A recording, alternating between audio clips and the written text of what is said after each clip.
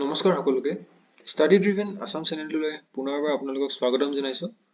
আপোনালোকে নিশ্চয় জানে আমাৰ ষ্টাডি ড্ৰিভেন আসাম চেনেলটোত ডেইলি কাৰেণ্ট এফেয়াৰ্ছৰ ওপৰত এটা ভিডিঅ' আপলোড কৰা হয় আৰু এই কাৰেণ্ট এফেয়াৰ্ছৰ ভিডিঅ'টোত আমি দিনটোৰ আটাইতকৈ গুৰুত্বপূৰ্ণ কাৰেণ্ট এফেয়াৰ্ছখিনি ডিছকাছ কৰোঁ।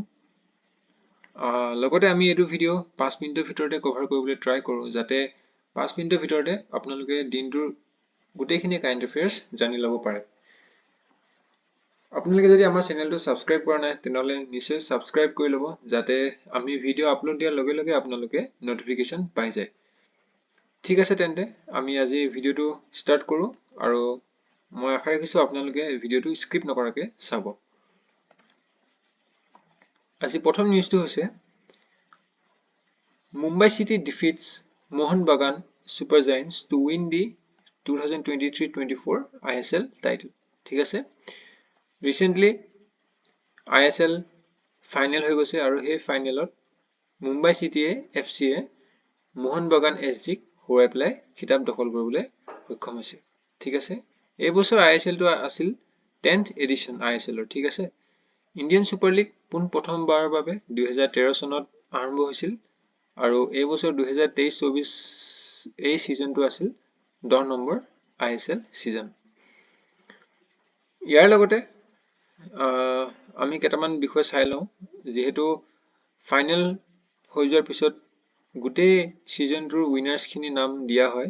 গতিকে আমি যদি চাওঁ ISL লীগ উইনাৰ হৈছিল মোহন বাগান সুপাৰ জায়েন্টছ, অৰ্থাৎ 13টা টিমে ইটোৱে আনটোৰ লগত খেলি পেলাই এক আটাইতকৈ লীগ পজিশ্যনৰ আটাইতকৈ টপত থকা টিমটো আছিল মোহন বাগান সুপাৰ জায়েন্টছ। ঠিক আছে, এতিয়া ISL কাপ উইনাৰ হৈছে মুম্বাই চিটি, অৰ্থাৎ এই ফাইনেলখন জিকিছে মুম্বাই চিটিয়ে। ঠিক আছে, গোল্ডেন বল খিতাপ দখল কৰিবলৈ সক্ষম হৈছে ডিমিট্ৰিয়ছ পেট্ৰাটোছ।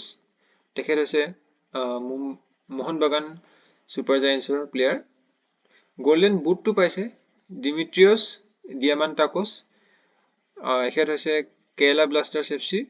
গোল্ডেন গ্লোভ পাইছে ফুৰবাল আছিম্পা, এখেত হৈছে মুম্বাই চিটি FC আৰু emerging player of the league বঁটা লাভ কৰিবলৈ সক্ষম হৈছে বিক্ৰম প্ৰতাপ সিং, ইউ মুম্বাই চিটি FC। ঠিক আছে, এইখিনি গুৰুত্বপূৰ্ণ হয়, আপোনালোকে মনত ৰাখিব। নেক্সট নিউজটোলৈ আহিছোঁ। India loss 1-2 to Italy in the final of the Fred Perry Cup ITF tennis masters. ঠিক আছে, ইন মেক্সিকো চিটি। ৰিচেণ্টলি এই ফ্ৰেড পেৰি কাপত ইণ্ডিয়াই ইটালীৰ লগত 1-2 হাৰিলে আৰু আপোনালোকক এক্সামত কুৱেশ্যনটো এই বুলি সুধিব পাৰে যে এই ফ্ৰেড পেৰি কাপটো কোনটো খেলৰ লগত জড়িত, তেনেহ'লে আপোনালোকে ক'ব লাগিব যে টেনিছৰ লগত জড়িত। নেক্সট আমি থাৰ্ড নিউজটোলৈ আহিছোঁ।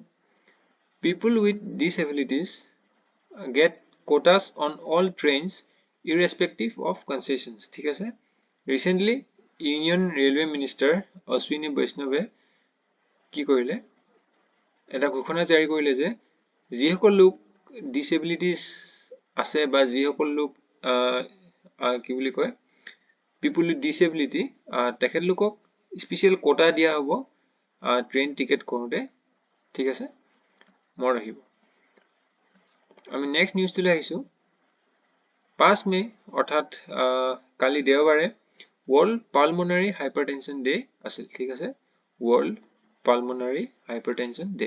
ইয়াৰে থিমটো আপোনালোকে ইমান প্ৰয়োজন নাই কাৰণ ইয়াৰ বিষয়ে নুসুধে। তাৰপিছত GI tag two Koch's Ajrakh. ঠিক আছে, কুটছ অৰ্থাৎ গুজৰাটৰ এই কুটছ ৰিজনৰ এই অজৰক মানে কি ইণ্ডিগো। ঠিক আছে, এই অজৰকক কি দিয়া হ'ল GI টেগ। ঠিক আছে, ইণ্ডিগোটো আমি ক'ত ইউজ কৰোঁ, ইণ্ডিগোটো ইউজ কৰোঁ আমি বিভিন্ন ধৰণৰ ক্লথিঙত ৰং দিবলৈ আমি এই ইণ্ডিগোটো ইউজ কৰোঁ।